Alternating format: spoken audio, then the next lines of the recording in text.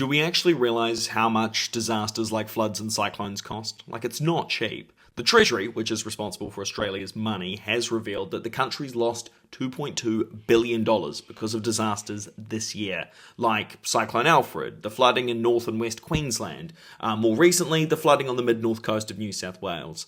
But to give the big picture, the government's disaster assistance website says that there were 27 different natural disasters between January and May.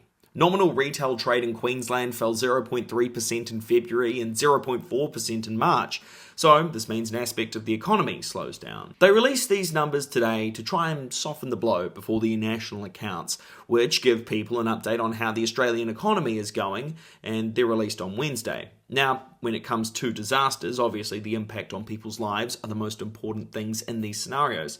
However, it's a bit like when there's a car accident. We would be stupid not to talk about some of the things that might have caused these events, so as to, try and minimise the risk. I had a really good chat last week with the former chief research scientist at the CSIRO, David Crowley.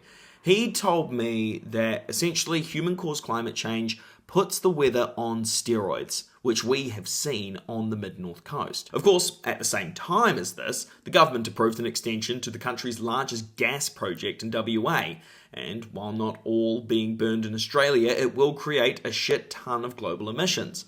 So, we have these big events that cost the country a lot of money, or fossil fuel companies are making a killing by exacerbating the problem. In the meantime, the government is still set to release its National Climate Risk Assessment and Adaptation Plan, which is sitting on a shelf somewhere in Canberra covered in cobwebs. Because it's not like these disasters are going anywhere, and they will continue to cost the country more and more money. There's this proposal from the Australia Institute that would essentially see a tax of $1 per tonne of carbon dioxide for all coal, gas and oil produced in Australia. It would raise around $1.5 billion per year at the current prices and levels of production, which could help pay for some of these disasters. But for a Prime Minister who acknowledges the effect that climate change is having on the country, he's certainly spent a lot of political capital on legislation that contradicts his climate change stance. It was clearly a tactical decision to approve this gas project at the beginning of his term, so it will be interesting to see how he spends the next 3 years kind of making up for it